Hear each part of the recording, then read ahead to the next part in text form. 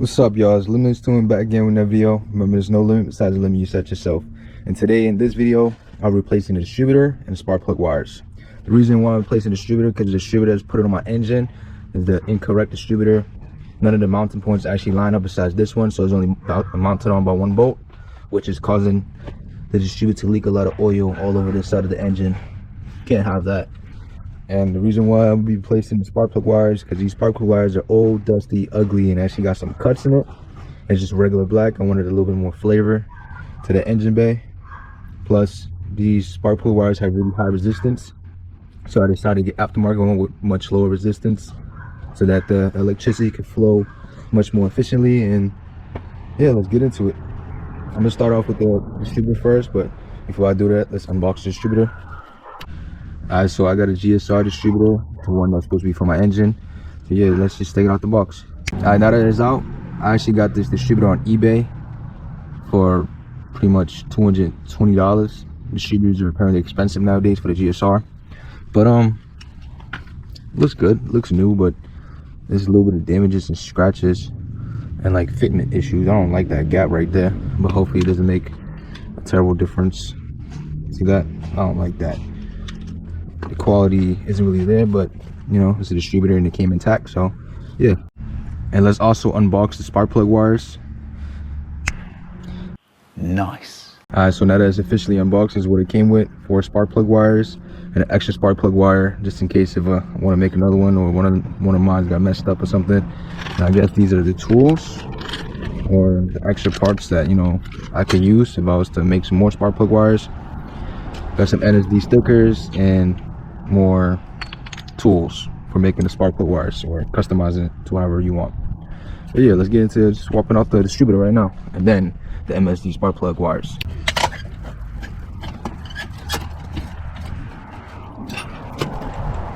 Alright, so now the intake's out, I'm gonna get to taking out the distributor bolt, but it's a little tight, so I'm gonna use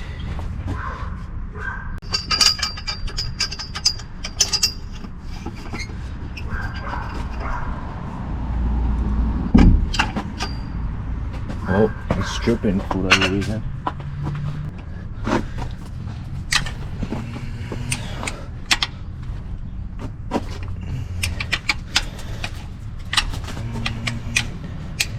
Well, from what it seems like, it won't work with a wrench because the bolt is pretty stripped.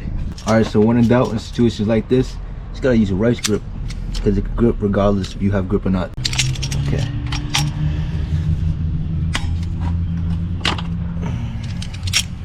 Oh.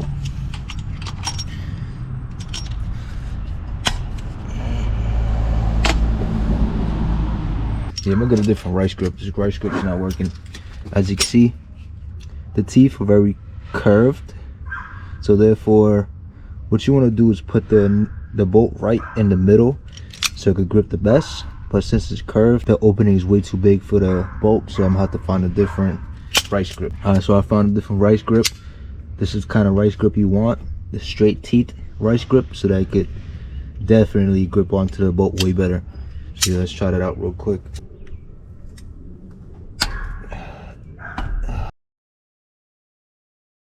Oh, there you go. It popped right out.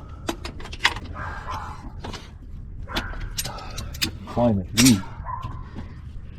It's coming out now. So once this comes out, the whole distributor is gonna come out because it's only held in with one bolt. Damn, look at how stripped this bolt is. From using a wrench to the rice grip, and finally to the rice grip that works. It comes out, but I'm not reusing that. I'm gonna have to find another one. So what I'm gonna do is unplug all the spark plug wires. Make sure you remember which one is which, because that's definitely gonna matter. There you go, just like that. And now you just need to unplug the electrical harness. But yeah, let me show you what I'm talking about. So as you can see, there's 2 mounting points. 1, 2. It's supposed to be a third one right there, but it's missing. Someone completely shaved it off. But the only one that fits is this one. So let me show you. Once you put it in, right, boom, this one lines up, that other one don't even line up at all. So it was only mounted on one bolt. This entire time been leaking crazy amount of oil. Look at all that oil everywhere. Alright, so now that I'm looking more closely to the GSR, distributor, I realized the GSR distributor's harness only got 7 connecting points, while the engine harness has 8 connecting points. But the old distributor also got 8 connecting points, which I don't know what distributor it is. It might be an OBD2 distributor. I just know that my VTEC engine harness is my old engine harness, which is the OBD2 for my D16Y8, and the distributor is a GSR distributor OBD1. So I'm pretty sure that's why I got 7 connecting points and not 8. Hopefully everything should be working like it's supposed to once I connect it. But let's see. Just slap in the distributor and test it out. Alright, so before even putting the distributor in, I'm gonna actually clean up the mounting point so that it's 100% flush fitment and it has a nice seal. When slapping in the distributor, make sure it is a rubber O-ring so that it has a nice seal and don't leak oil like mine was before. And as you're mounting the distributor, you want the flat side to face up with the one mounting point, and you want this to fit directly into that. So let's do that right now. Once it fits in nice and flush like that, you can twist the mounting point to fit the hole of the bolt better. And good news, I was actually able to find 3 mint bolts from my old engine. That's from its original distributor. They all use the same distributor bolt, so I'm gonna just use these.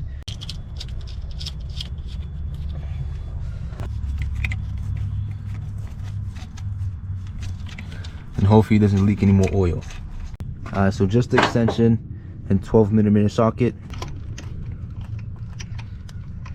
Now there's hand tighten. I'm gonna use the ratchet to tighten it down now.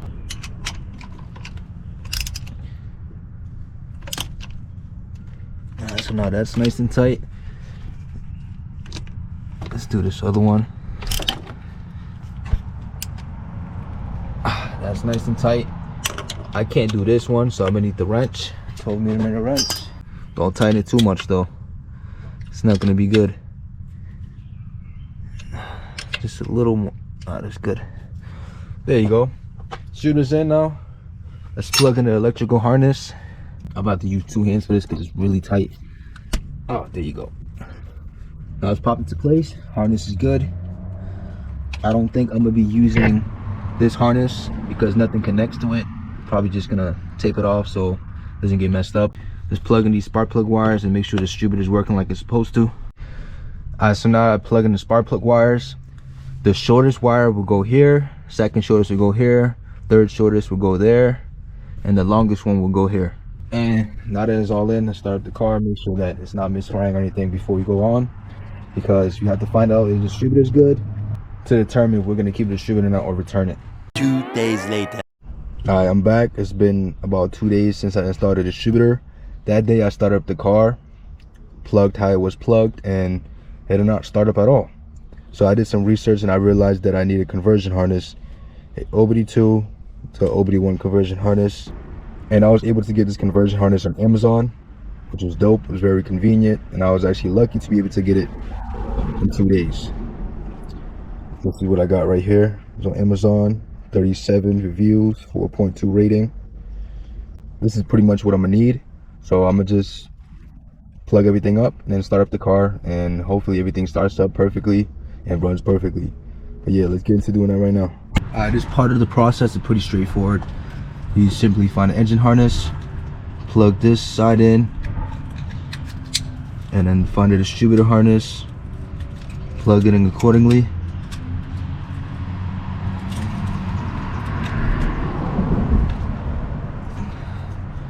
Just like that, pretty straightforward. Now start up the car, see how it goes. Since we're back in here about to start up the car, let me just update you real quick on the car, whoever's been paying attention to the journey of this car. I was having a really weird, bad issue with the ECU's connectivity. So I had to send the ECU back to HA Motorsports. HA Motorsports had to send it directly to Honda so they could check it themselves. And I found out that my Honda board was actually fried. It was blown. So I had to get the whole Honda board completely replaced, installed and everything for me. And I had to pay $425. Because Honda said that it was a manufacturing issue. It's more like a personal issue. Whoever was messing with it or touching the Honda fried it. So with that conclusion in mind, it had to be the shop that I had calibrate my TPS because they were the last person to plug into my Honda with the computer before it blew. So it had to be them. But good thing I got that all situated. Now the car could be tuned after doing a few small things. But that will be the next video, so please stay tuned for that. But that's besides the point. Let's start up the car now.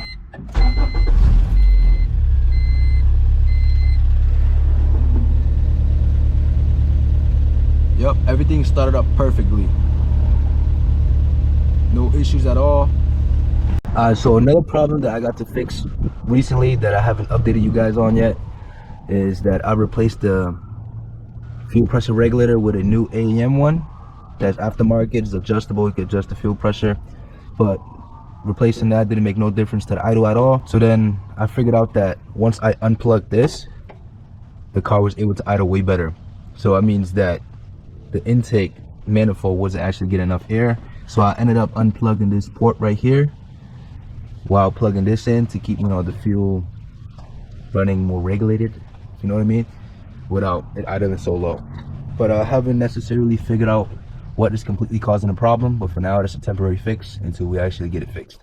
All right, now that we got the distributor out of the way, completely done, finished, running well and working like it's supposed to, let's change out the spark plug wires. What I'm gonna do first is I'm gonna take out the longest spark plug wire, and I'm gonna do a resistance test with my multimeter, and I'm gonna do the same thing with the longest MSD wire and show you guys the difference on the readings of both.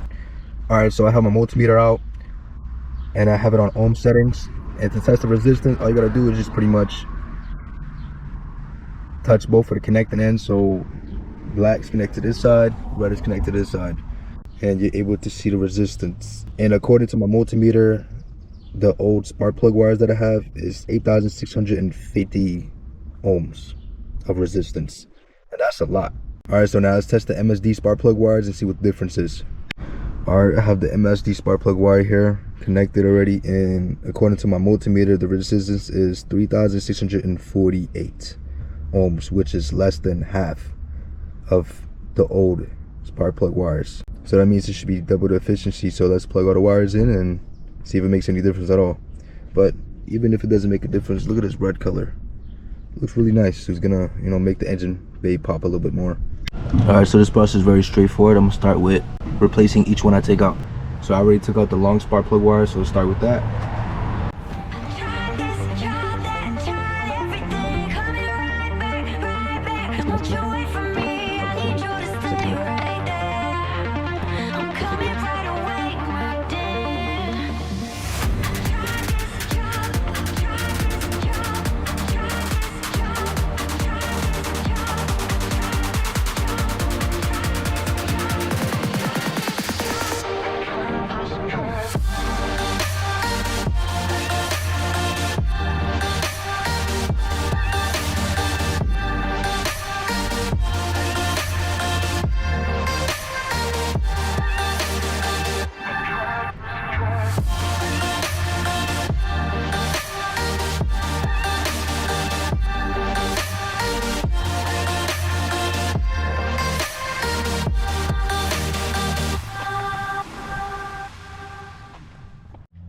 Alright, it's all done now, and as you can see, it looks way better, way cleaner, way better.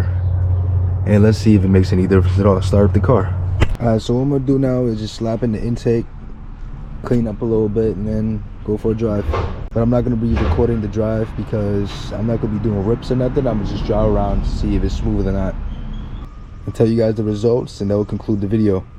Alright, so after driving, my conclusion is that the new spark plug wires don't have a noticeable difference compared to the old ones. But what I think I did feel though is that with the new spark plug wires, the startup feels a bit smoother, and I think it might be smoother when accelerating, but I don't know, it might just be a placebo effect. The one actual big difference that the new spark plugs actually made is that it made my engine bay look a lot more interesting and appealing. Even though my engine bay look really crappy and beat up right now, it's one step closer to making my engine bay look a lot better. So imagine once I detail my engine bay, repaint a few different parts, it's gonna look a lot better, especially with the bright spark plug wires. Can give it more character. But yeah, that's the conclusion. I appreciate anyone and everyone who took the time out the day to watch my video. If you liked or enjoyed my video, please like. And if you'd like to stay in tune with my content, what I'll be doing to the cars or my future projects, please subscribe. But yeah, I appreciate the support. Thank you very much, and I'll see you on the next video.